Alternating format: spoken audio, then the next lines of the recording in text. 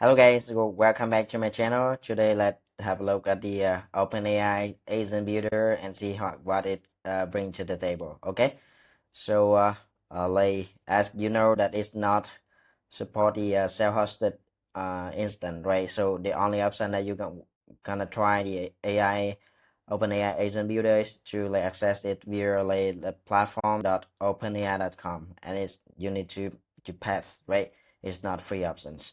And then from the left hand side we can see that we can have the Agent Builder menu here, and then we can click it into the menu item.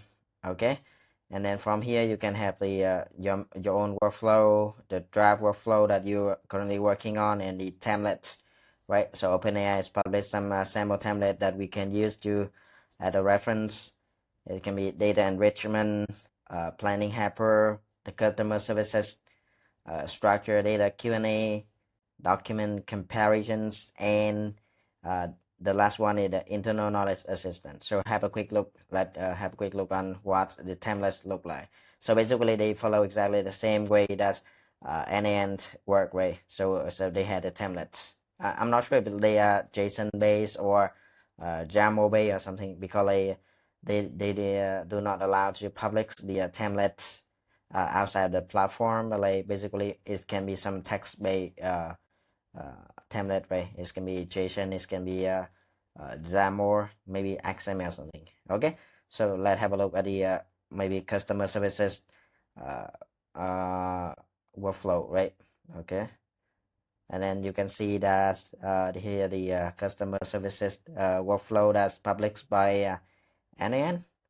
So my preview, like it uh look quite basic, right? So we can have a start. So it's look like a trigger in the n8n automation workflow, and then we have some n workflow here. Okay, and then we have the note, right? The note to explain what's going on in the workflow. For example, like determine if the user input is reasonable. So different note for different step, right? Okay, we have like, and then the workflow have quite basic operation, right? So it classifies, so it have the agents here, and this agent running the model like GPT 4.1 mini, and it doesn't have any tool, and it have the instruction here. So it's like a system prompt.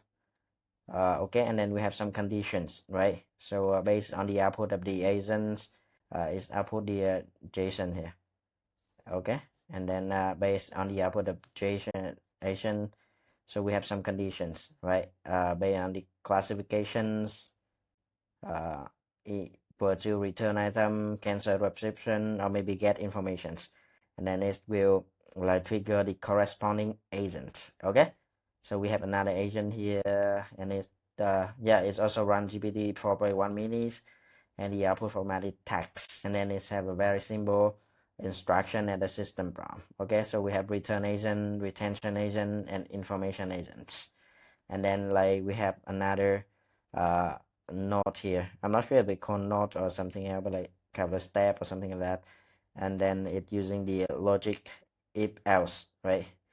User approval. Okay, so it's power for the human approval or reject a step. Okay, and then it's go to the end of the workflow. Okay, I think just like the template, because like even if we approve or we reject, it also coming to an end of the workflow. So actually it need to be should have some operation here, right? If the workflow is approval, so it should have some further actions. For example, do something. Okay, and then I'm not sure how to run it, because like if we want to run it, normally we can duplicate it here, rename it, evaluate. Nope, we have the code.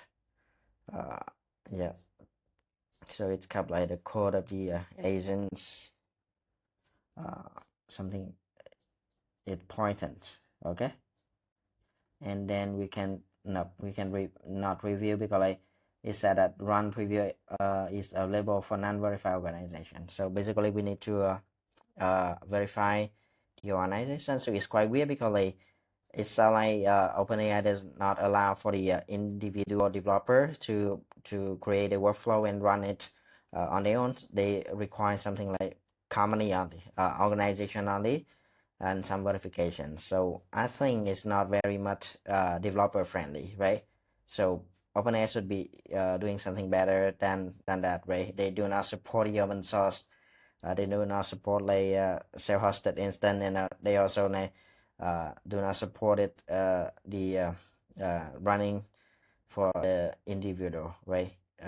What you have to do is like you need to verify your organization to be able to run it.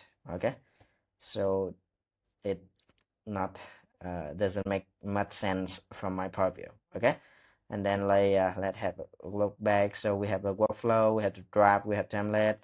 So let's have a look at another like template. It can be customer services. So we have start. I'm not sure why we have like JPEG Garel. Okay, and then we have some condition, and then we run the agent. Okay, and then maybe yep, that pretty much. And then like let give it a try to create a new workflow. So I click here, and then I okay. So it start with a start and my agent. For example, like my hello or agent. Okay, so you have full then your responsibility is to answer a question regarding the open AI uh, agent workflow agent builder, sorry. Okay, and then we have option to include the chat history, so we don't need to create the like the memory for the agent, right? We can select the model here, right? So it's gonna be GPT-4 mini, and we can use the tool. Okay, we can create a tool. Okay, so like it can be a client tool, it can be MCP server. So let's have a look.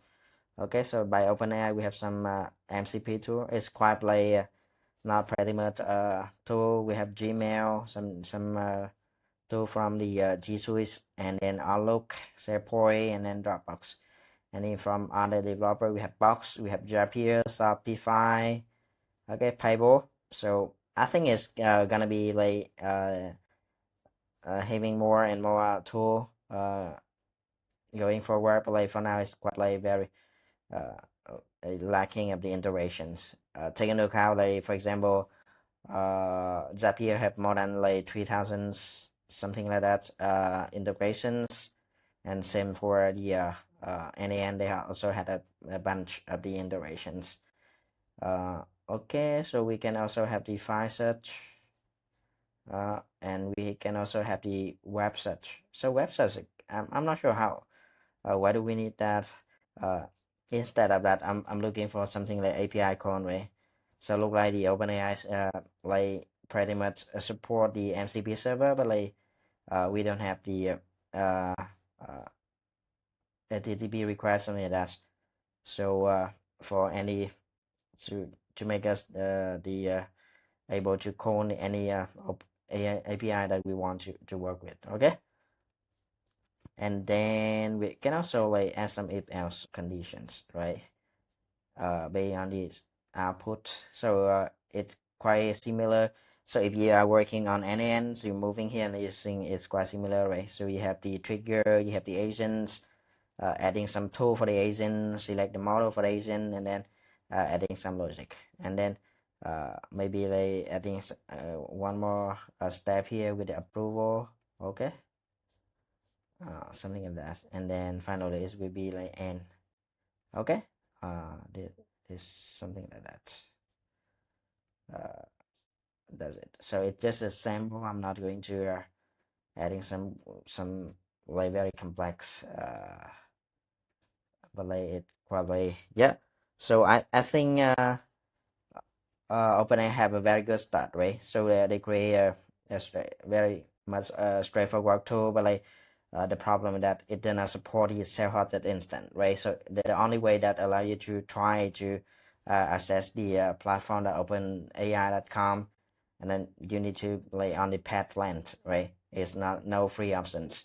And then like for the core, the tool, the logics is quite very basics.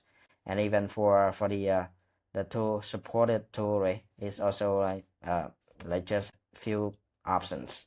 So I don't think we can build any like real world scenario with the OpenAI Agent Builder at this moment. Maybe we need to wait for a while until it's like more matches, right?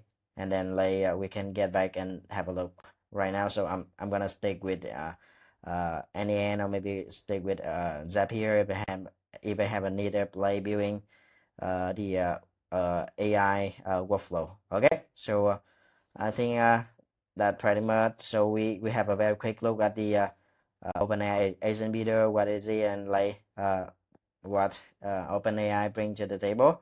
So thank you very much for watching my video, and thank you very much, and then like see you in the next video. Thank you.